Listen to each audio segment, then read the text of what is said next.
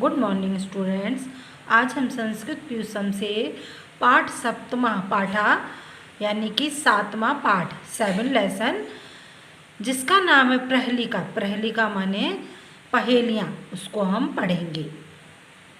आपने पहेलियाँ सुनी होंगी कि पहेली को बूझो तो हम जाने, मतलब आप इस पहेली का उत्तर बताएं, जवाब दें। तो मैं इसका आपको संस्कृत में वाचन करूँगी और इन शब्दों के अर्थों को बताते हुए इसका हिंदी में अनुवाद बताऊंगी। अब आप ध्यान से पहेली को सुने। दंतेहीना शिला भक्षी निर्जीवो बहुभाषका गुणयुषितो समृद्धो अपि परपादेन गच्छति। दंतेहीना, दंते माने होता है दांत, हीना माने दांतों से रहित। क्या? दांतों से रहित। शिला भक्षी, शिला भक्षी माने होता है, शिला माने पत्थर और भक्षी माने खाने वाला, पत्थर खाने वाला। निर्जीवो, निर्जीवो माने बेजान, जिसके अंदर कोई जान ना हो, उसको हम निर्जीव बोलते हैं। सजीव निर्जीव आपने पढ़ा है, तो सजीव माने जिसमें जान होती है वो सजीव, और निर्जीव माने जिसमें जान नहीं होती। बहुभाषका, बहुभाषका का अर्थ है बहुत बोलने, बहु माने होता बहुत, भाषका माने बोलने वाला। गुणयुष्ता, गुणयुष्ता माने सूत से सिला हुआ। क्या? सूत, सूत एक मोटा सा धागा होता है, उसको हम सूत बोलते हैं। समृद्धो अपि, समृद्ध माने होता है धनवान, समृद्धो अपि माने धनवान होने पर भी। परपादेन, परपादेन, पादेन माने होता है पैर, और परपादेन से अर्थ है दूसरों के पैर।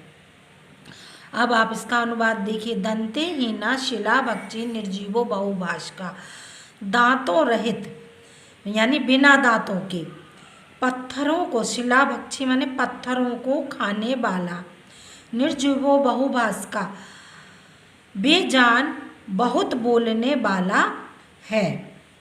गुणयुष्ता समृद्धो अपि परपादेन गच्छति, सूत की रस्सी से सिला हुआ।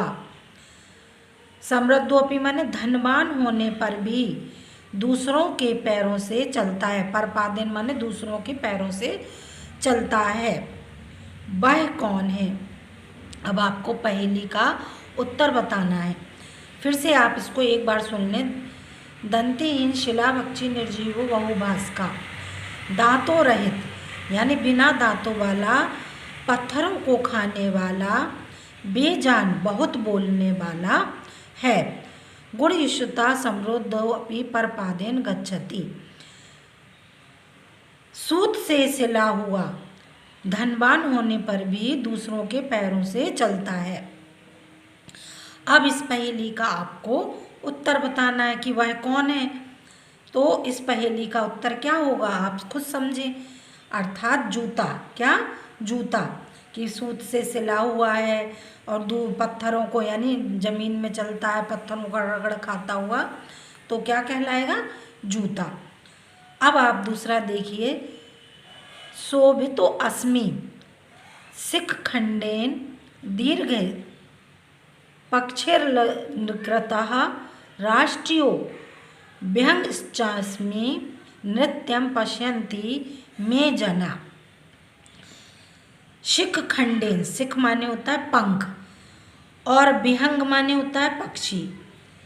तो अब आप इसका अनुवाद देखें। शोभितो अस्मि शिख खंडेन दीर्घे पक्षे लंग्रंकताः, यानी चंद्राकार, गोल, मतलब चांद का आकार कैसा होता है? गोल, चंद्राकार गोल चोटी से सुशोभित है। पंखों से युक्त लंबी पूंछ वाला है।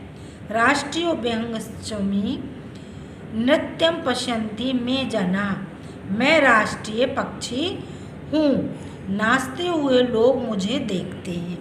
अब आप इस पहेली का उत्तर बताएं। तो इस पहेली का उत्तर कौन है? राष्ट्रीय पक्षी कौन है आपका? राष्ट्रीय पक्षी मोर है, मतलब उसके सिर पर एक गोल चोटी सी रहती है और सुंदर पंख होते हैं, लंबी पूंछ होती है, और राष्ट्रीय पक्षी यानी मोर नाचता है सुंदर तरीके से पंख फैलाकर, तो ये मोर। अब आप तीसरा देखें।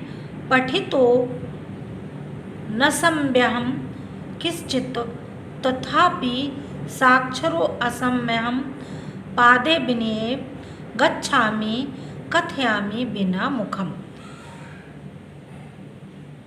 साक्षर, साक्षर माने होता है अक्षर सहित। क्या होता है? अक्षर सहित। तो इसका आप अनुवाद देखें, पाठितो नारम्यहम किश्चिता तथापि साक्षरो अम्यहम। मैं कुछ भी पढ़ा नहीं हूँ। क्या है? मैं कुछ भी पढ़ा नहीं हूँ। कहने का मतलब है निरक्षर हूँ, फिर भी साक्षर हूँ। मतलब मैं कुछ पढ़ा लिखा भी नहीं हूँ, निरक्षर हूँ, और फिर भी मैं साक्षर तो हूँ। अर्थात मतलब मैं अक्षरों बान हूँ, मतलब अक्षरों से युक्त हूँ। पदे विनये गच्छामि कथयामि बिना मुखम। बिना पैरों के यात्रा करता हूँ। हैं? क्या? बिना पैरों के यात्रा करता हूँ और बिना मुख के ही सब कुछ कह देता हूँ। मतलब कहने का अर्थ है मैं बिना मुख के, मेरा मुंह भी नहीं है, मैं फिर भी सब कुछ कह देता हूँ। तो आप इस पहेली का उत्तर बताइए। तो वो ऐसी कौन सी चीज़ है, हैं कि एक स्थान से दूसरे स्थान जाती है और पढ़ी लिखी नहीं है लेकिन अक्षरों से युक्त होती है, यानी उसमें अक्षर लिखे हुए होते हैं, शब्द लिखे हुए होते हैं और उसको सब लोग पढ़ते हैं। बिना मुख के ही सब लोग जो उसके अंदर लिखा गया होता है वो कह देता है। तो ऐसी चीज़ क्या है? पत्र। क्या है? अर्थात मैं पत्र हूँ। अब आप 4 नंबर देखिए। कवचित् प्रस्तर तुल्यो अस्मि कवचित् तरलम पुनः कवचिदायुषम सूक्ष्म ममम पश्यन्ति सदा जनः। अब इसमें आप इसका अर्थ देखें शब्दों का। प्रस्तर, प्रस्तर माने होता है पत्थर, और तुल्य माने पत्थर के समान। कैसा? पत्थर के समान। पत्थर कैसा होता है? कठोर होता है। तो अब इसका आप अनुवाद देखें। कवचित् प्रस्तर तुल्यो अस्मि कवचित् तरलम पुनः। कभी मैं पत्थर के समान हूँ। क्या? पत्थर के समान हूँ। कभी मैं द्रव के रूप में हूँ। द्रव क्या होता है? तरल पदार्थ यानी पतला। कभी मैं द्रव के रूप में हूँ और कभी मैं इतना सूक्ष्म। क्या है? कभी मैं तरल के रूप में हूँ, कभी इतना सूक्ष्म रूप में हूँ कि लोग मुझे देख नहीं सकते। तो देखो ऐसी कौन सी चीज़ है वो 3 अवस्थाओं में परिवर्तित हो जाती है, ठोस, द्रव और गैस। वो क्या है? वो है जल। जल को अगर आप बर्फ़ के रूप में देखेंगे तो ठोस, और यदि वही पिघल गई, पानी का रूप ले लिया तो तरल हो गई है, और यदि उसको हमने गर्म किया, भाप के रूप में उड़ी सूक्ष्म होकर, तो वो क्या हो गई? सूक्ष्म हो गई। तो ये तीनों अवस्थाएं किसकी होती हैं? किसकी है? पानी की हूँ। तो अर्थात क्या हुआ? ये पानी। अगला 5 नंबर देखिए। रे फादो मकरा औन्ते बाल्मीकः यस्य गायकः सर्वश्रेष्ठम यस्य राज्यम बद को असो जनप्रिय। रेफादो यानी प्रारंभ में। क्या? प्रारंभ में रेफ, यानी रेफ का मतलब रा वर्ण। तो अब आप इसको अनुवाद को देखिए। जिसका पहला वर्ण, क्या? रेफादो मकारो अंते बाल्मीका यस्य गायका। जिसका पहला वर्ण रा है और अंत में क्या? और अंत में मा वर्ण है। सबसे पहले क्या? सबसे पहले वाल्मीकि ने गान किया है सर्वश्रेष्ठम यश राज्यम बद को असो जनप्रिया। जिसका राज्य सर्वश्रेष्ठ है, बताओ वह जनता प्रिय कौन है? जिसका राज्य भी कैसा है? सर्वश्रेष्ठ है और जनता का प्रिय भी है। जनता माने पब्लिक का भी प्रिय है। बताओ वह कौन है? अर्थात वो है राम। क्या? राम। अब आपको इन पहेलियों के बूझ दिया गया, यानी इन पहेलियों के उत्तर बता दिए गए हैं।